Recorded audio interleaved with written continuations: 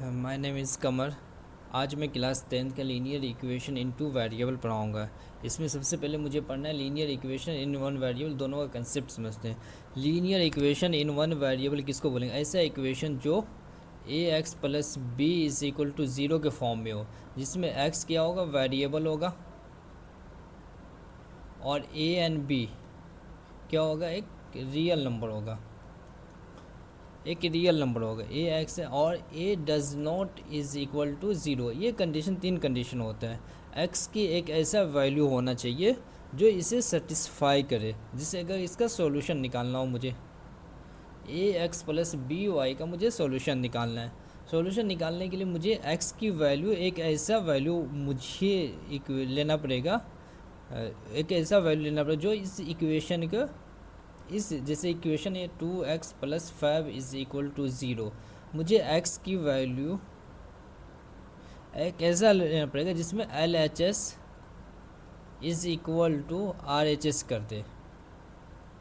जैसे अगर मैं x की वैल्यू -5/2 ले रहा हूँ, तो 2x की वैल्यू भी क्या रखूँ? 5/2 plus 5 is equal to zero, minus में होना चाहिए, माइनस में, तो 2 से 2 cancel, -5 plus 5 is equal to zero. X की वैल्यू -5 रखो तो एल एच एस क्या होगा? ज़ीरो होगा, और L H S R H S भी ज़ीरो होगा। तो मतलब ये होगा solution of linear equation in one variable में क्या होना चाहिए कि वो वैल्यू जो इक्वेशन को सेटिस्फाई करता हो, वो वैल्यू जो इक्वेशन को, इस इक्वेशन को सेटिस्फाई कर रहा हो, जिसमें एल एच एस और आर एच एस दोनों इक्वल होना चाहिए। इतना क्लियर हुआ? अब चलते हैं linear equation in two variable में। Linear equation in two variable, two variable किसको कहते हैं? एक ऐसा इक्वेशन जो a x plus B y plus c के सी में हो, जैसे एक्स एंड सी के फॉर्म में हो, a x plus B y plus c के फॉर्म में, जिसमें एक्स एंड वाई क्या होना चाहिए? वेरिएबल होगा, जिसमें A and B does not is equal to zero होना चाहिए, ये दोनों ज़ीरो, और एक्स की पावर भी, वेरिएबल का पावर 1 होना चाहिए। इतने क्लियर हुआ? अब इसी जैसे अगर मैं यहाँ पे इक्वेशन लूँ, एग्जांपल लूँ, 2x plus 3y plus 5 is equal to zero. अब एक्स, इसका सोल्यूशन कैसा है? इसका टू सोल्यूशन हो सकता है।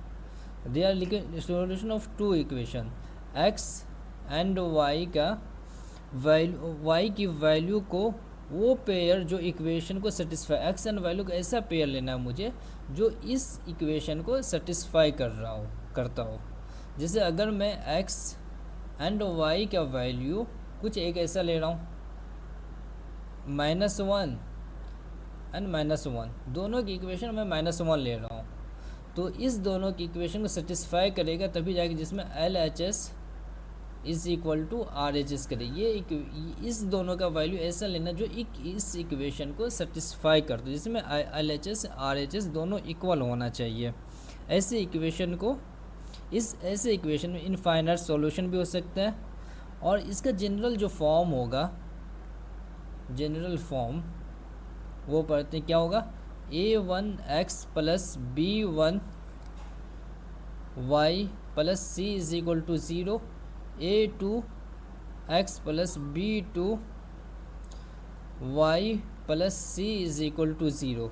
ये इक्वेशन, इन्हें सॉल्व करके x एंड y का मल्टीपल वैल्यू आ सकता है। इसे सॉल्व करके x एंड वैल्यू को बहुत सारा वैल्यू एक साथ सेटिस्फाई कर सकता है।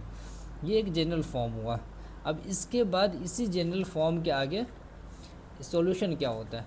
सॉल्यूशन अभी पढ़ाया हूँ, मुझे सबसे पहले सॉल्यूशन पे ही फोकस करना है। सॉल्यूशन क्या हो जाएगा? सॉल्यूशन, सॉल्यूशन कितने पार्ट में होगा? 3 पार्ट में मान लेते हैं सॉल्यूशन। एक इसमें यूनिक सॉल्यूशन होगा, दूसरा कौन सा सॉल्यूशन होगा इसमें? इनफाइनाइट, बहुत सारा सॉल्यूशन होगा, इनफाइनाइट सॉल्यूशन, तीसरा no solution,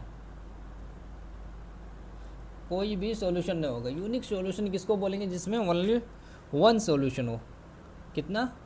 only one solution हो, उसे कौन सा सॉल्यूशन बोलेंगे? Unique solution. इसी को कंसिस्टेंट सॉल्यूशन बोला जाएगा, कंसिस्टेंट सॉल्यूशन बोला जाएगा। जो A1 अपॉन A2, जैसे अगर मैं पीछे दिखाऊँ आपको, ये क्या चीज़ है? A1 upon A2, B1 upon B2, इसमें आ जाए is equal to B1 upon B2। क्या होना चाहिए? इक्वल नहीं होगा, तब ये किस यूनिक सॉल्यूशन होगा। इसी को इंटरसेक्टिंग लाइन बोला जाएगा। ऐसा इक्वेशन क्या बनेगा? Intersecting line. और इनफाइनाइट सॉल्यूशन, इसको कोइंसिडेंट बोला जाएगा। मेनी सॉल्यूशन होगा सबसे पहले, कोइंसिडेंट बोला जाएगा। जैसे इंटरसेक्टिंग कोइंसिडेंट लाइन बोला जाएगा। इसमें A1 upon A2 is equal to B1 upon B2 is equal to C1 upon C2। ये कहाँ से लिया गया? ये जनरल फॉर्म जो आपको अभी पढ़ाया हूँ, general form A1 upon A2 ratio लिया गया, जनरल फॉर्म का कांस्टेंट टर्म का रेशियो लिया गया। ये मेनी सॉल्यूशन होगा। इस पर क्या होगा? कोइंसिडेंट लाइन होगा, मेनी सॉल्यूशन होगा। और नो सॉल्यूशन में A1 upon A2 is equal to B1 upon B2 तो सही होगा, but C1 upon C2 does not is equal to 0। इसको कौन सा लाइन बोलेंगे? पैरेलल लाइन बोला जाएगा। ये इनकंसिस्टेंट होगा। क्या होगा?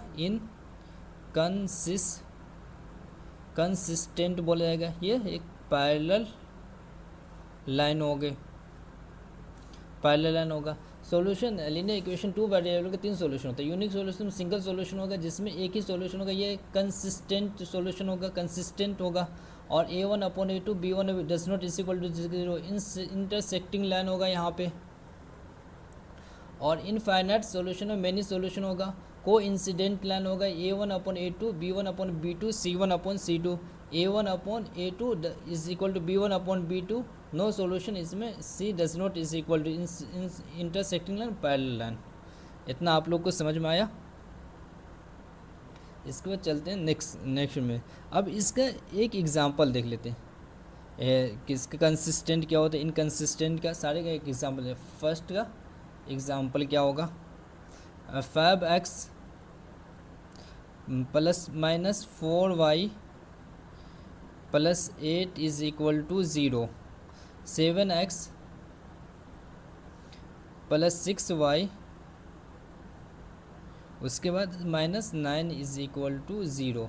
ये देख ले, A1 upon A2 B1 upon B2 C1 upon C2 पे ये करते हैं। तो फर्स्ट क्या हो जाएगा? 5 upon 7 is equal to minus 4 upon 6।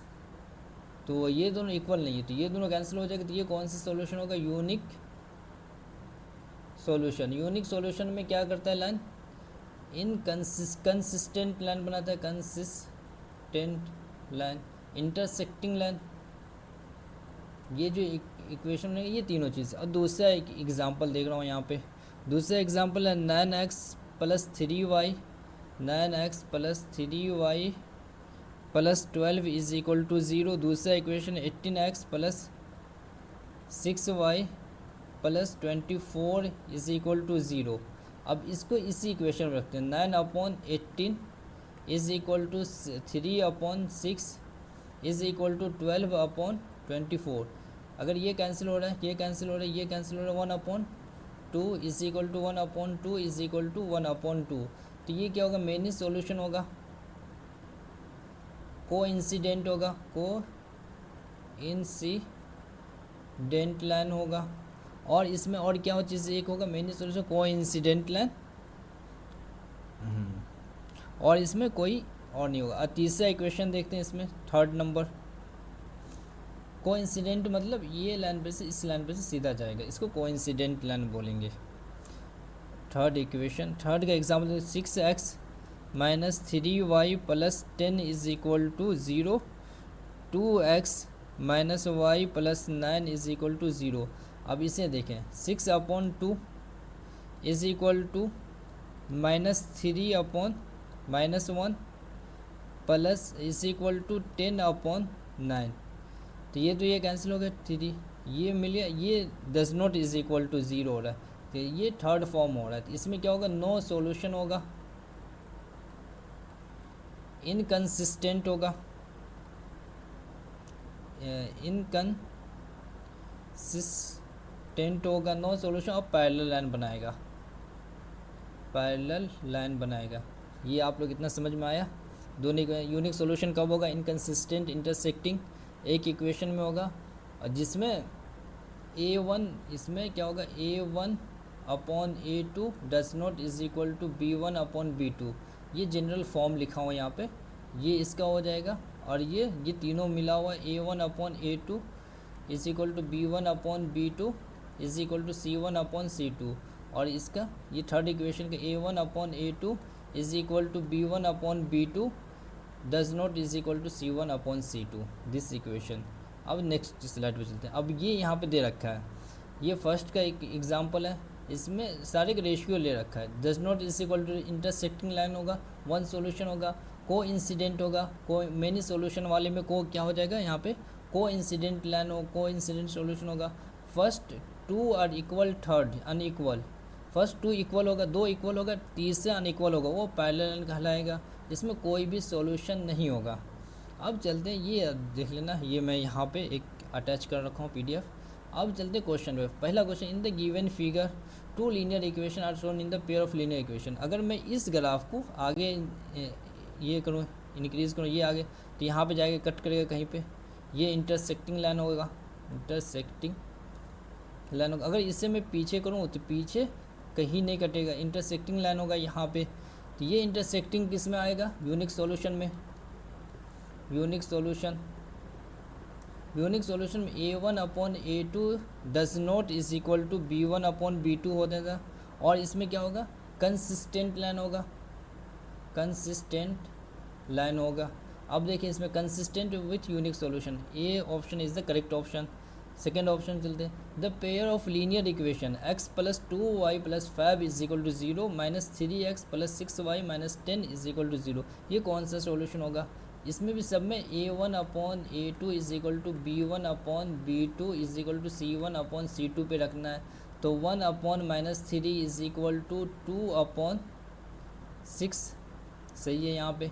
उसका is equal to 5 upon minus 10, तो 1 अपॉन 3, ये 1 अपॉन 3 होगा, तो ये does not is equal to 0। अगर ये A1 अपॉन A2 ये इक्वल नहीं है तो क्या हो जाएगा, यूनिक सॉल्यूशन होगा, इंटरसेक्टिंग सॉल्यूशन हो जाएगा।